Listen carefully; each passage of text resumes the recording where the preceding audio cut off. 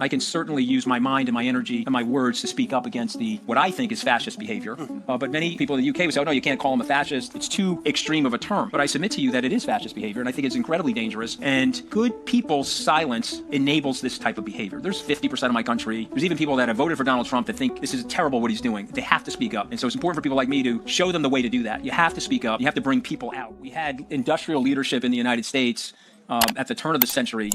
This has happened before in the United States. So in the 1890s, we had a period in the United States known as the robber barons. These were the railroad and the oil magnates, the shipping magnates. They were taking too much power, and they were taking too much economic rent from the rest of the society. Teddy Roosevelt actually, when he became president, he broke those trusts. He broke the monopolies. He helped to create the labor unions, and he helped to create higher living standards for the poor and for the middle class. Another thing that Teddy Roosevelt did, because he was actually the police commissioner in New York, he traveled into the tenements in New York. He said, okay, this is ridiculous. We can't have no building codes in New York. And so he forced all the developers to strengthen the foundations, put more steel in the buildings. We literally, at the turn of the century, the 1800s into the 1900s, we had tenements collapsing in the Lower East Side of Manhattan because the rich were taking advantage of the poor and not even creating the right building standards. So he fixed all of that, or tried to fix most of it, and then went to the industrialists like Edison, Henry Ford, Alfred P. Sloan, and said, listen, you got to take care of these workers. And Henry Ford said, okay, I'm going to pay the workers enough money so that they can afford the car that they're making in my factory. Moreover, I'm going to make sure that they have enough money that they can have a single-family house and they can have access to a good school system for their children. So this way, each family had some level of hope in the society. And he famously said, I don't want them descending upon my Dearborn, Michigan mansion with tiki torches and pitchforks, rebelling against me while I'm enjoying myself. I want them to have secure economic lives and some level of hope in their lives.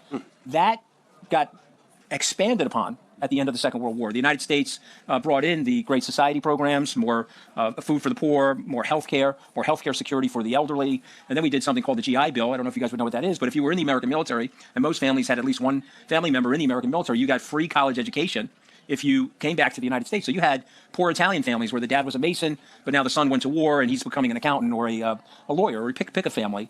And so this had a dramatic effect on painting those white picket fences. And so the neighborhood I grew up in, my dad was a crane operator. We had a small house, but a nice enough house. We had a sheetrock installer next to us. We had a landscaper. It was a very vibrant blue-collar neighborhood. But every parent in that neighborhood said, you know what? My kids, one or two of them, maybe all of them, are going to grow up and live the American dream. They're going to move from the neighborhood they're in now into something bigger or something larger. And I certainly did that. But where my heart breaks now for the country is the leadership in the country over the last 30 years has grown indifferent to those people. They used to care for those people. In fact, the Democrats, the people that are now voting for Donald Trump, their grandparents voted for Lyndon Johnson or Jack Kennedy, or their great-grandparents voted for Franklin Roosevelt, but they're now voting for Donald Trump because it's an expression of anger more than it's an expression of hope. Trump is like an orange wrecking ball. Those people are saying to themselves, you know what? You're not taking care of me. You're not taking care of my family. Okay, I would like to hire somebody to hurt you. You see, this is the populist movement in the United States, and this is why he's so powerful. He can commit all types of sins. It's not just kicking the golf ball around. I mean, you could just list all of the major things that he's done, but those people are with him. Trump famously said, hey, I could shoot somebody on Fifth Avenue, and they'll stay with me. And the reason is they're angry. The reason is they have this sense of desperation about them, and so a result of which they are using him to express that anger.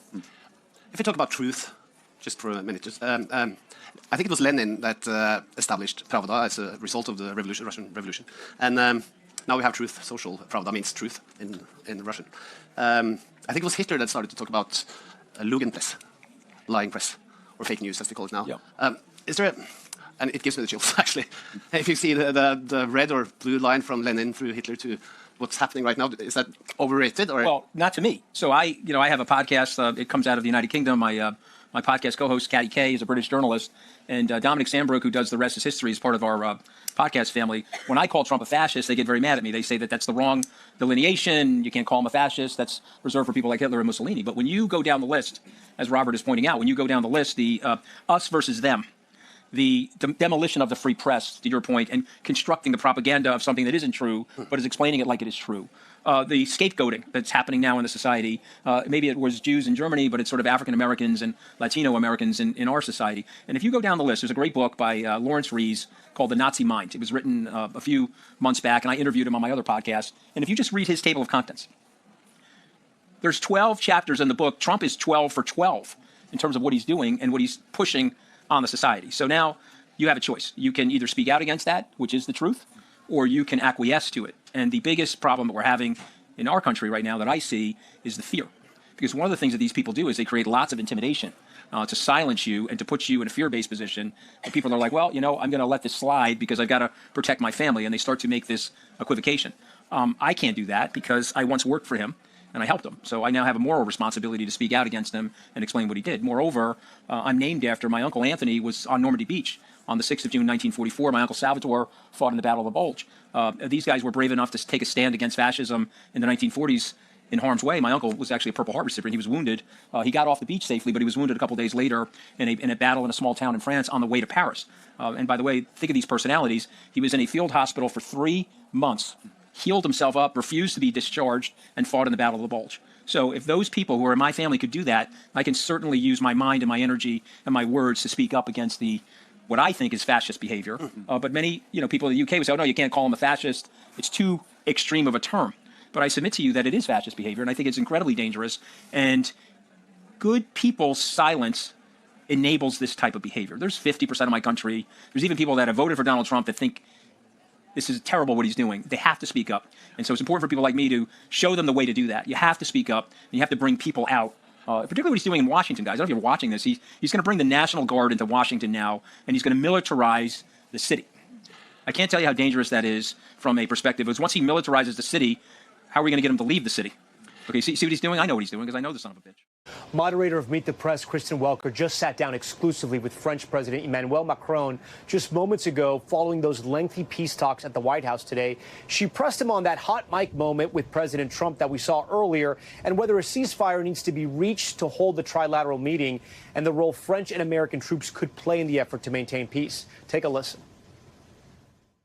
President Trump was overheard on a microphone talking to you, and he said, quote, I think he wants to make a deal, meaning Putin. I think he wants to make a deal for me. You understand that? As crazy as it sounds. What went through your head when he said that to you? I think if, at the end of the day, if we have a deal which is compliant with this long-standing and robust peace, this is a great news. And your president, indeed, is very confident about the capacity he has to get this deal done, which is a good news for all of us and can break this, I would say, this daily killings, which are the responsibility of the Russian aggressor. So I think it's a great news. My point, and this is why we've worked so hard during the past few months, and we need this convergence, is to be sure that this deal is not detrimental to Ukraine and Europe. And all of us, we want a deal and we want a peace deal. But we want to make sure that this peace, and so this deal, will be something which will allow the Ukrainians to recover the country and live in peace, to be sure that day after this peace deal that they will have sufficient deterrence power not to be attacked again, and to be sure for the Europeans that they will live in peace and security. So this is the nature of the peace, which will be now the core of our work. But I think this is a great news, and indeed your president is very confident about his capacity to get this deal done with President Putin, and it's great. Let's talk about the issues. You were very firm. You still think a ceasefire is necessary. President Trump, on his way to Alaska, said that he wanted there to be a ceasefire agreement. Otherwise, he said there would be very severe consequences. Do you think a ceasefire is still possible? I do hope. Let's call it once again truce or ceasefire. But we have to stop the killings. First, for humanitarian reasons. Second, because if we want sincere, reasonable, comprehensive talks in order to build a peace, you cannot organize this discussion in the middle of the bombs. Look, today we were with President Zelensky. President Trump called President Putin at the end of our meeting, and we meet again right after this call. In the meantime, the Russian army organized a series of strikes on civilians in Ukraine. So it's impossible for an Ukrainian president and Ukrainian officials to have talks about peace as their country is being destroyed and as their civilians are being killed. Let me ask you about the discussion over security guarantees. Yes. What exactly did you agree to as it relates to security guarantees?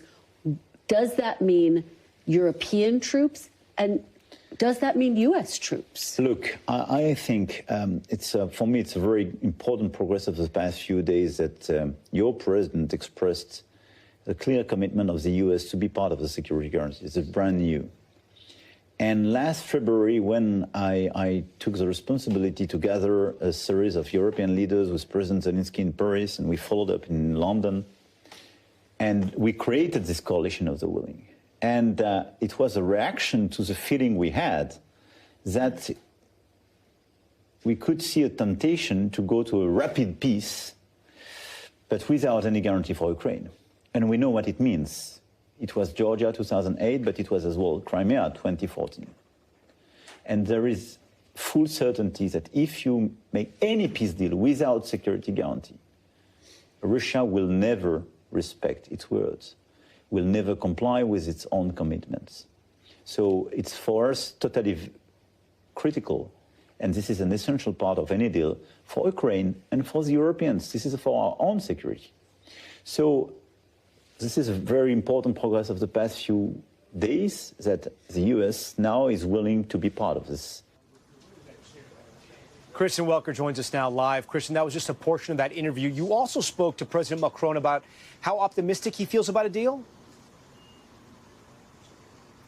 Tom, I did, and it was a really notable answer. President Macron saying that he is skeptical that President Putin actually wants peace. It was a very somber moment in the interview, and he said the process itself is important. It's significant that we move forward with this process. But you could hear his frustration in the fact that he hasn't agreed to a ceasefire deal, in the fact that the bombs are still dropping. And he also made the point that President Putin has not been able to actually claim a significant portion of land in recent months. And so he doesn't have the right to ask to keep all of the land that he's illegally claimed, and even more than that. He said, I don't think there should be swapping of land. He also said that this is not just about Ukraine's security, Tom. He said this is about the security of all of Europe, and he called it a credibility issue for the United States.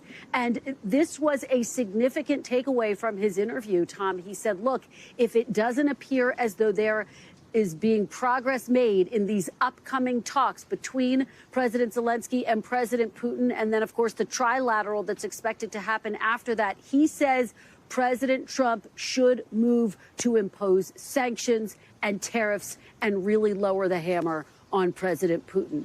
It was a very powerful message from the French president, who also reaffirmed their commitment to the security of Ukraine and that security agreement that you heard him there talk about without giving all of the details away. It's clear some of those details are still very much coming together. But for the French president, this is a matter of Ukraine's security and the security of everyone on the European continent, Tom. We thank you for watching, and remember, stay updated on breaking news and top stories on the NBC News app or watch live on our YouTube channel.